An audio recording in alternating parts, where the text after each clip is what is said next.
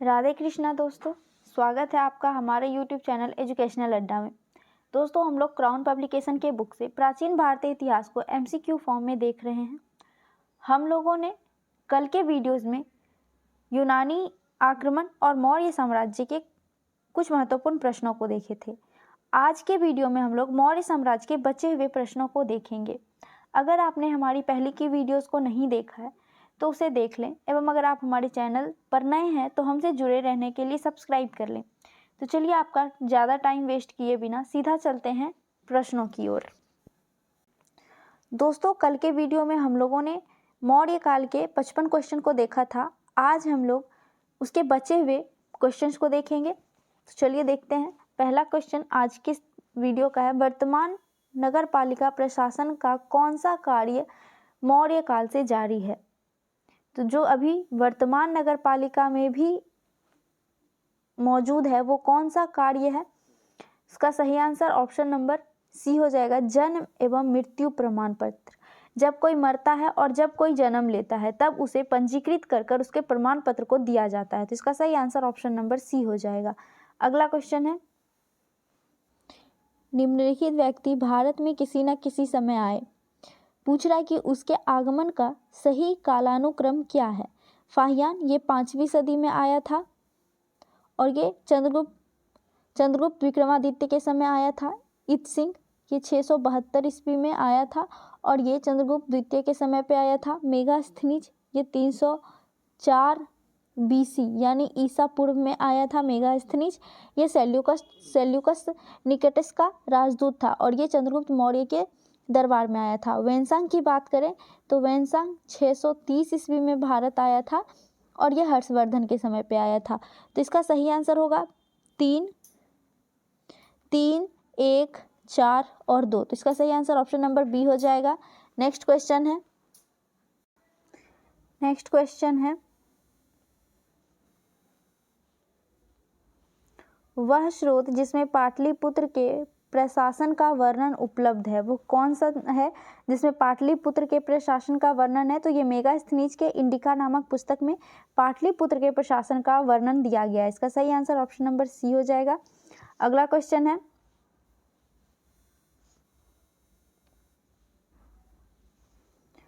मौर्य मंत्री परिषद के निम्न में से कौन राजस्व इकट्ठा करने से संबंधित था? इसका सही आंसर हो जाएगा ऑप्शन नंबर ए, समाहर्ता जो है वो मौर्य मंत्री परिषद में राजस्व इकट्ठा करने वाला मंत्री था। अगला क्वेश्चन है, मौर्य काल में टैक्स को छुपाने यानी टैक्स चोरी करने के लिए इसमें से क्या दंड दिया जाता था? मौर्य काल के टाइम पे जो व्यवस्था थी, कर व्यवस्था, अगर कोई नहीं देता था तो उसे सीधे मृत्यु दंड दिया जाता था। इसका सही आंसर ऑप्शन नंबर ए हो जाएगा, मृत्यु दंड। अगला क्वेश्चन है, अशोक के शिलालेखों में प्रयुक्त भाषा है। तो अगर भाषा की बात करते हैं तो अशोक के शिलालेख में भाषा प्राकृतिक थी, जिसका सही आंसर ऑप्शन नंबर बी हो जाएगा। और अगर बात करें कि किस लिपि में लिखा गया था तो वो ब्राह्मी और खरोष्ठी लिपि में लिखा गया था। तो इस चीज़ को ध्यान रखिएगा, कई एग्जाम में पूछे जाते हैं अशोक के शिलालेख से क्वेश्चंस। तो अगर भाषा पूछे तो प्राकृतिक याद रखिएगा और अगर लिपि पूछे तो ब्राह्मी एवं खरोष्ठी। अगला क्वेश्चन है, मेगास्थनीज की पुस्तक का नाम क्या है? तो अभी हम थोड़ी देर पहले ही बताए थे, मेगास्थनीज की पुस्तक का नाम इंडिका। इसका सही आंसर ऑप्शन नंबर डी हो जाएगा। नेक्स्ट क्वेश्चन है,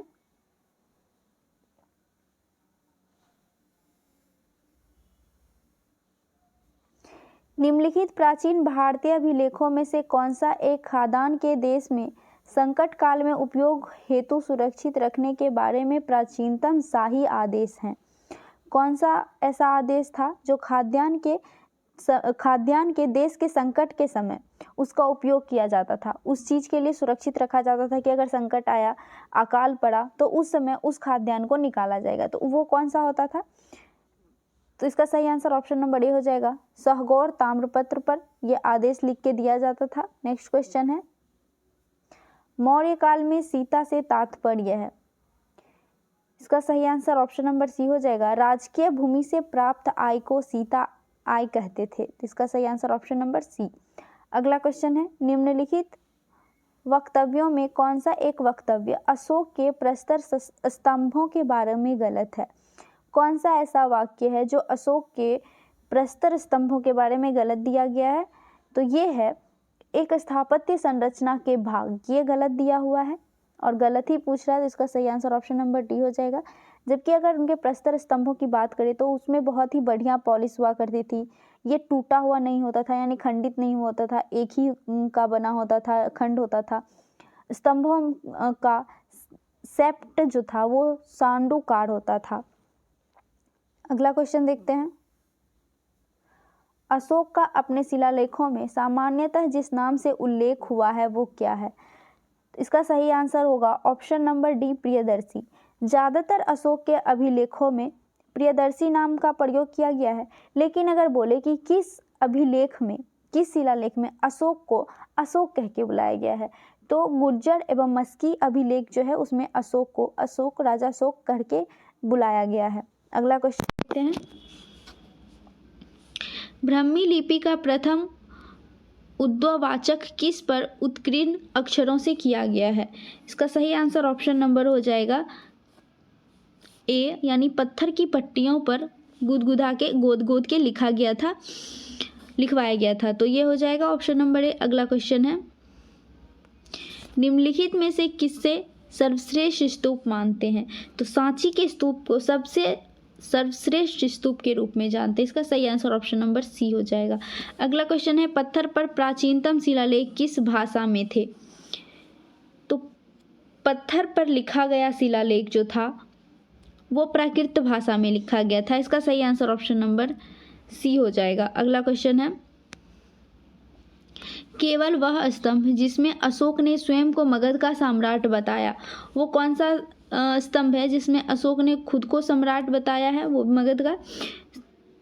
तो ये भब्रू स्तंभ जो है वहाँ पे राजा अशोक ने खुद को सम्राट घोषित किया, इसका सही आंसर ऑप्शन नंबर डी हो जाएगा, खुद को मगध का सम्राट बताया है। आपको बता दें दोस्तों, भब्रू स्तंभ जो है वो राजस्थान के जयपुर जिले के विराटनगर में स्थित है और ये अगर लिखने की बात कहें तो ये पाली भाषा में लिखी हुई है। अगला क्वेश्चन है, भारत का वह प्रथम अस्पताल और औषधि बाग निर्माण करवाता था? भारत में कौन पहली बार अस्पताल और औषधि बाग का निर्माण करवाया था? इसका सही आंसर ऑप्शन नंबर ए हो जाएगा, अशोक के द्वारा करवाया गया था। अगला क्वेश्चन है, निम्नलिखित में से कौन सा अधिकारी मौर्य प्रशासन का भाग नहीं था? इसका सही आंसर हो जाएगा ऑप्शन नंबर ए, अग्रहारिक जो है वो मौर्य प्रशासन का भाग नहीं था। अगला क्वेश्चन है, नामांकित में कौन सा अशोककालीन अभिलेख खरोष्ठी लिपि में है?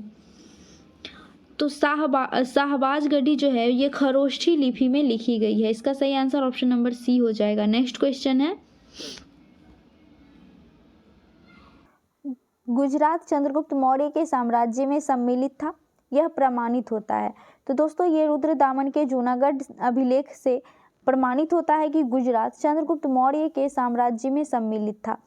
ये इस तरह से प्रमाणित होता है कि वहाँ पे एक झील का निर्माण चंद्रगुप्त मौर्य के द्वारा करवाया गया था और उस झील का जीर्णोद्धार रुद्रदामन के द्वारा करवाया गया था और वहाँ पे शिलालेख का भी निर्माण करवाया गया था। तो इस तरीके से यह प्रमाणित होता है कि गुजरात जो है वो चंद्रगुप्त मौर्य के साम्राज्य में सम्मिलित था। और अगर उस झील का नाम आपसे पूछे तो उस झील का नाम था सुदर्शन झील। अगला क्वेश्चन है, अशोक ने बौद्ध होते हुए भी हिंदू धर्म में आस्था नहीं छोड़ी, इसका प्रमाण है? इसका सही आंसर ऑप्शन नंबर सी हो जाएगा, देव नाम प्रियदर्शी का उपाधि धारण करना। ये दिखाता है कि अशोक बौद्ध धर्म को अपनाने के बाद भी हिंदू धर्म से आस्था नहीं छोड़े थे। अगला क्वेश्चन है, निम्न में से किसने नागार्जुनी पहाड़ी की गुफाओं में आजीविकों को दान में दी थी? निम्न में से किसने नागार्जुनी पहाड़ियों की गुफाएं आजीविकों को दान में दी थी? तो ये दशरथ ने नागार्जुनी पहाड़ी में गुफाओं का निर्माण करवाया एवं आजीविकों को दान दिया। किसने दिया? तो दशरथ करके ध्यान रखिएगा, दशरथ ने। अगला क्वेश्चन है, अशोक की धम्म नीति का मूल मंत्र या सिद्धांत था? क्या सिद्धांत था अशोक की धम्म नीति का? तो ये था संयम। इसका सही आंसर ऑप्शन नंबर डी हो जाएगा। अगला क्वेश्चन है, रज्जुक थे, उस समय रज्जुक किसको कहा जाता था? तो मौर्य शासक के अधिकारी को रज्जुक कहा जाता था। इसका सही आंसर ऑप्शन नंबर बी हो जाएगा। अगला क्वेश्चन है, अशोक के निम्नलिखित अभिलेखों में से किसमें दक्षिण भारतीय राज्यों का उल्लेख हुआ है? कौन से अभिलेख में दक्षिण भारत का उल्लेख देखने को मिलता है? तो वो द्वितीय मुख्य शिलालेख में। इसका सही आंसर ऑप्शन नंबर बी हो जाएगा। अगला क्वेश्चन है, किसके शासनकाल में डिमेकस भारत आया था? तो बिंदुसार के समय में डिमेकस जो है वो भारत आया था। अगला क्वेश्चन है, निम्नलिखित में से मौर्य राजा ने दक्कन की विजय प्राप्त की थी? तो मौर्य राजा ने दक्कन की विजय, कौन से मौर्य राजा ने दक्कन का विजय किया था? तो ये चंद्रगुप्त मौर्य के द्वारा किया गया था। इसका सही आंसर ऑप्शन नंबर बी होगा। अगला क्वेश्चन है, पाटलिपुत्र में स्थित चंद्रगुप्त का महल मुख्यतः बना था? तो ये लकड़ी का बना हुआ था। इसका सही आंसर ऑप्शन नंबर सी हो जाएगा। लकड़ी का महल था उस समय, चंद्रगुप्त मौर्य के द्वारा पाटलिपुत्रा में निर्मित करवाया गया था। अगला क्वेश्चन है, अभिलेख जिसमें यह प्रमाणित होता है कि चंद्रगुप्त का प्रभाव पश्चिम भारत पर था? तो ये रुद्रदामन के जूनागढ़ अभिलेख से प्रमाणित होता है चंद्रगुप्त का प्रभाव पश्चिम भारत में भी है। इस क्वेश्चन का डिस्कशन हमने पहले भी किया है। इसका सही आंसर ऑप्शन नंबर सी हो जाएगा। नेक्स्ट क्वेश्चन है, निम्नलिखित में से किस स्रोत में अशोक के राज्यकाल में तृतीय बौद्ध संगीति होने का उल्लेख मिलता है? इसका सही आंसर होगा दीपवंश एवं महावंश। तो इसका सही आंसर ऑप्शन नंबर 2 एवं 3 हो जाएगा। ऑप्शन नंबर बी इसका सही आंसर। अगला क्वेश्चन है, सार्थवाह किससे कहते हैं? सार्थवाह किसे कहते हैं? इसका सही आंसर ऑप्शन नंबर बी हो जाएगा। व्यापारियों के काफिले को सार्थवाह कहते हैं। अगला क्वेश्चन है, सेल्यूकस जिसको अलेक्जेंडर द्वारा सिंध एवं अफगानिस्तान का प्रशासक नियुक्त किया गया था, को किस भारतीय राजा ने हराया था?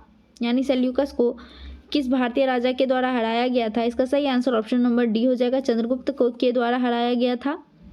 अगला क्वेश्चन है, उत्तराखंड में सम्राट अशोक के शिलालेखों की एक प्रति कहाँ मिलती थी? तो इसका सही आंसर ऑप्शन नंबर डी हो जाएगा, कालसी में। अगला क्वेश्चन है,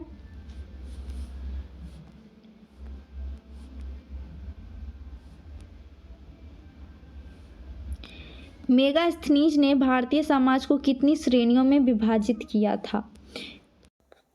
तो मेगास्थनीज ने भारतीय समाज को 7 भागों में विभाजित किया था। मेगास्थनीज की पुस्तक इंडिका में इसका वर्णन है। अगला क्वेश्चन है, निम्नलिखित मौर्य शासक बौद्ध धर्म के अनुयायी थे? इसमें से कौन कौन बौद्ध धर्म के अनुयायी थे? तो एक तो अशोक थे और दूसरा दशरथ, ये दोनों थे। तो इसका सही आंसर ऑप्शन नंबर डी हो जाएगा, 2 एवं 4। अगला क्वेश्चन है, निम्न में से कौन सा क्षेत्र अशोक के साम्राज्य में सम्मिलित नहीं था? इसमें से कौन अशोक के साम्राज्य में सम्मिलित नहीं था? तो वो था श्रीलंका। इसका सही आंसर ऑप्शन नंबर सी हो जाएगा।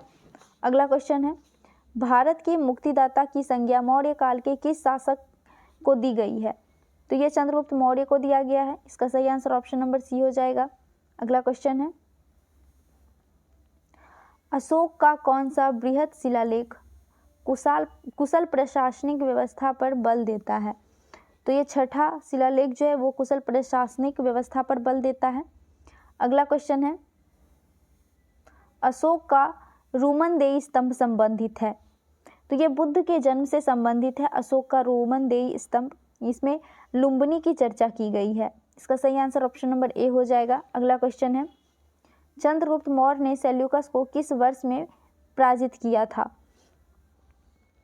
305 ईसा पूर्व में सेल्यूकस भारत पर पुनः आक्रमण किया था और चंद्रगुप्त मौर्य के द्वारा पराजित हुआ था और अपनी पुत्री कार्नेलिया का विवाह चंद्रगुप्त मौर्य से करवा दिया गया था।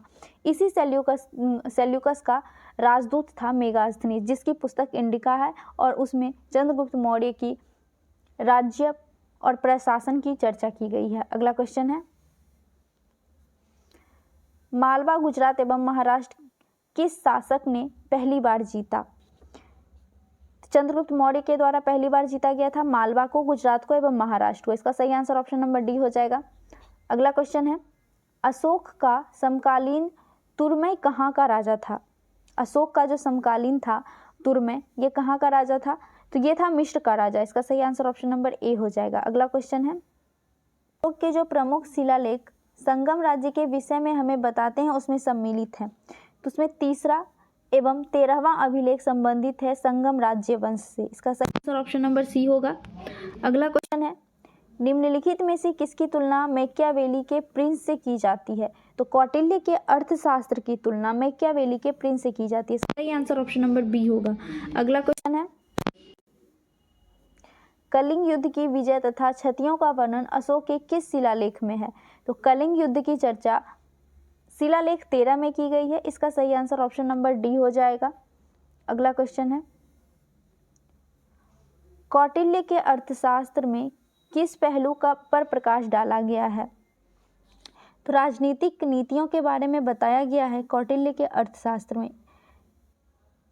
इसका सही आंसर ऑप्शन नंबर बी हो जाएगा। अगला क्वेश्चन है, निम्नलिखित में से दक्षिण राज्य का उल्लेख अशोक के अभिलेखों में नहीं है। इसमें से कौन सा राज्य है जिसका उल्लेख नहीं किया गया अशोक के अभिलेख में? तो वो सातवाहन है। इसका सही आंसर ऑप्शन नंबर डी होगा। अगला क्वेश्चन है,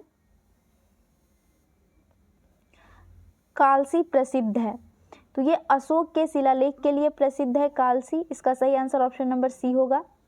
अगला क्वेश्चन है, किस प्राचीन नगर के अवशेष कुम्हरार स्थल से प्राप्त हुआ है? तो पाटलिपुत्रा का अवशेष कुम्हरार स्थल से प्राप्त हुआ है। इसका सही आंसर ऑप्शन नंबर बी होगा। अगला क्वेश्चन है, कथन एवं कारण दिया हुआ है। कथन है, मौर्यकालीन शासकों ने धार्मिक आधार पर भू अनुदान नहीं दिया था, ये सही है। दूसरा है, भू अनुदान के विरुद्ध कृषकों ने विद्रोह किया था, नहीं, ये गलत है। भू अनुदान के विरुद्ध कृषकों ने विद्रोह नहीं किया था। इसका सही आंसर ऑप्शन नंबर सी हो जाएगा। ए सही है किंतु आर गलत है। अगला क्वेश्चन है, निम्न में से अशोक के किस अभिलेख से पारंपरिक अवसरों पर पशु बलि पर रोक लगाई गई है? ऐसा लगता है कि यह पाबंदी पशुओं के वध पर थी। तो ये शिलालेख 1 में वर्णन किया गया। इसका सही आंसर ऑप्शन नंबर ए होगा। अगला क्वेश्चन है, बुलंदी बाग प्राचीन स्थल था, तो ये पाटलिपुत्रा का प्राचीन स्थल था बुलंदी बाग। इसका सही आंसर ऑप्शन नंबर बी हो जाएगा, पाटलिपुत्रा। नेक्स्ट क्वेश्चन है, टालेमी फिलाडेल्फस जिसके साथ अशोक के राजनय संबंध थे, कहाँ का शासक था? तो टालेमी फिलाडेल्फस जो है ये मिस्र का था। इसका सही आंसर ऑप्शन नंबर बी हो जाएगा, मिस्र। तो दोस्तों हमारा ये सेशन यहीं तक था। वीडियो कैसी लगी कमेंट करके ज़रूर बताइएगा। अगर नए हैं तो सब्सक्राइब कीजिए, अपने दोस्तों में शेयर कीजिए।